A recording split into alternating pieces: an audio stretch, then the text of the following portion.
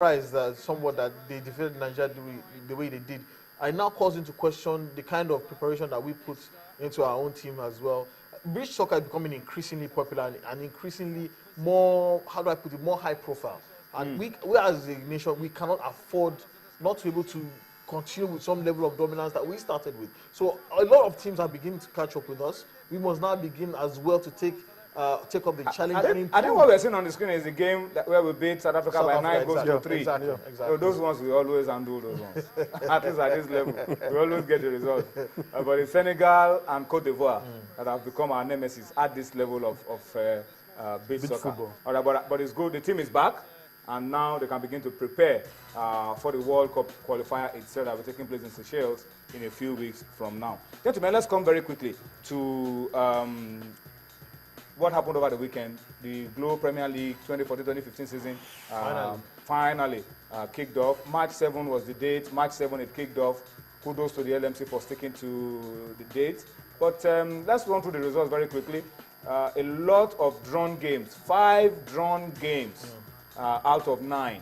A sign that it's going to be pretty even this time. 50-50 home and away. A lot of teams haven't really kicked into gear. That's the way I see it. A lot of them are still still booting. Are still booting. But you'd expect those who are already played on the continent to have some kind of edge, some kind of sharpness, but they didn't. It didn't really play out that way. Okay, Dolphins, Kwara 0-0. And I know somewhat empty stadium. I was unimpressed by that. Sharks, Sunshine, that same day, double header in Port Harcourt, also goalless.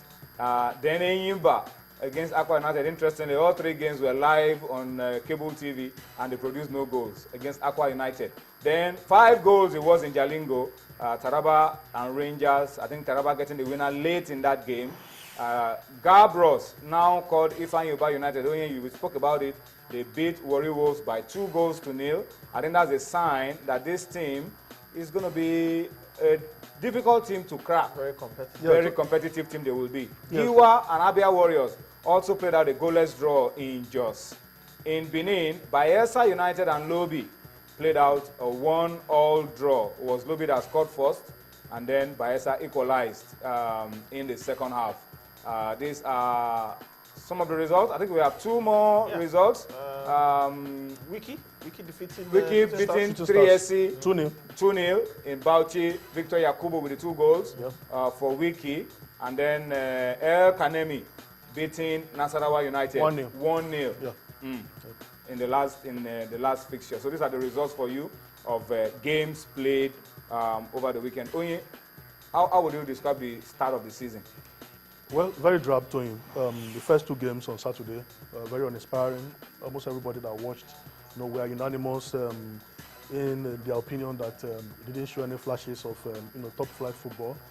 Then to make matters worse, Enyimba versus Aqua United, followed in that trend. For Enyimba, you could excuse the players because of the fact that they were on strike. A few days to the game, some senior players said that they will not play until they were paid. The chairman had to intervene and convince them to play the game. So I think it affected the game.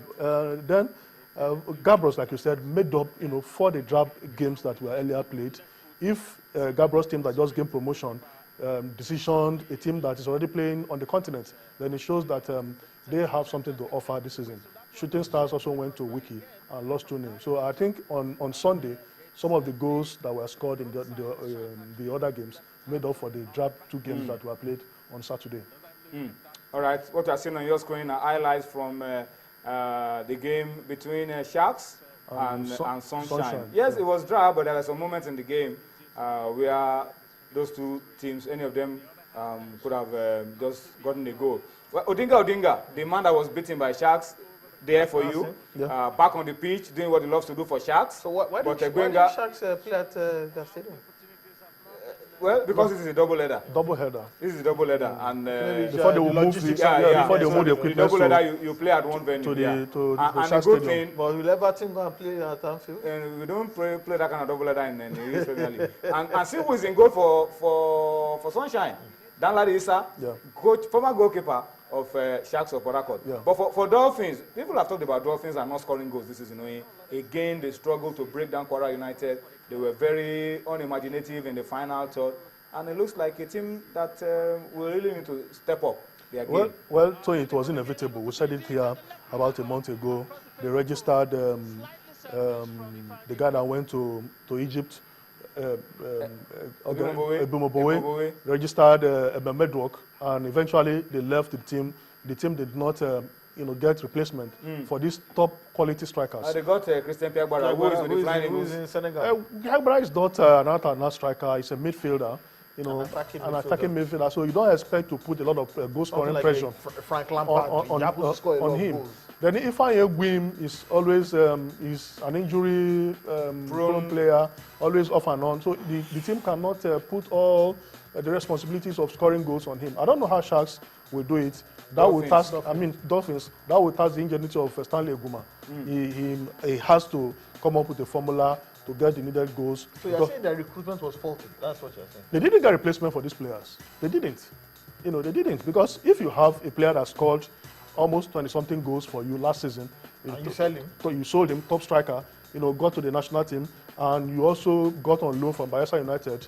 Another player that scored, that was top striker for Bayelsa United, 18 goals without penalties, and suddenly these two players, are sold. Are unavailable, and you don't get capable or even near, capable replacement. Then the team, there's no way the team will not find goal-scoring problems coming. Okay, let me go to Twitter very quickly and read some of your comments already coming through. Our friend Emeka Nwani at Mekuz_Mekuz has also informed us on Twitter that the Confederation of African Football, CAF, have graciously agreed to postpone the game of Kano Pillars scheduled for this weekend. Remember what happened to Kano Pillars? We spoke about it on Friday.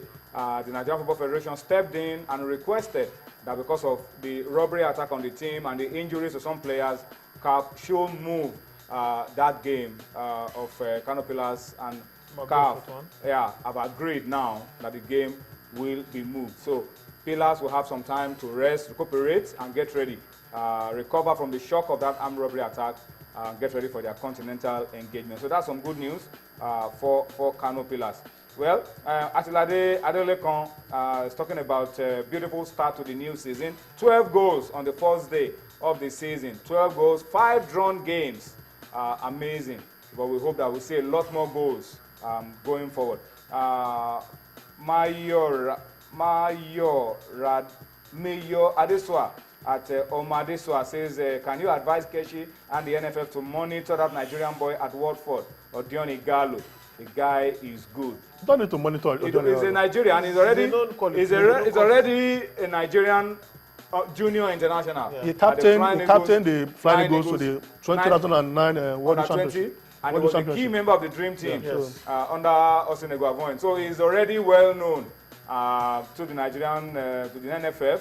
And I'm sure the coaches are also monitoring him. Not just him, a lot of other guys are also doing well. Anthony just scored his 9th goal. Yes, there's Moses Simon in Belgium. Yeah, scored his 9th goal and then went riding the goats. The mascot. He was riding the official mascot of FC Cologne. Yes, he's a Billy Goat. Yes. And after he scored the goal, he tried to ride the goat like an Okada.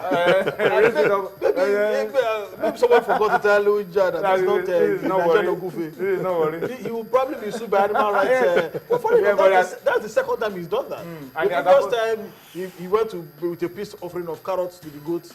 Now he has apologized on Twitter. He has apologized.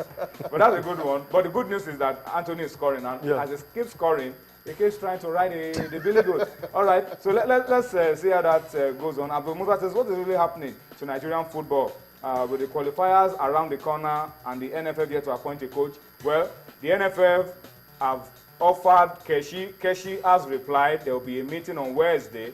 Hopefully, that meeting on Wednesday will sort things out, and they will be able to move forward. From there, I think we've dilly-dallied enough. But it's good now that the two parties are discussing, and it looks like they are headed somewhere. So let's keep our fingers crossed. Dr. Ashaolu says issues of empty stadium in our league games can also the state government should be encouraging civil servants to go and watch games. It's when you are happy. Unless if you owe someone 6 or 7 months salary, force them to go and watch the games. Why would you want to go and watch? Because some people are saying, oh. No, but that's on a serious note. on a more serious note, I think that's something that we need to really work around. Find a way to fill up the stands. No, but it's really embarrassing, especially the Liberation Stadium. I beg your pardon. Liberation Stadium. Port Harcourt.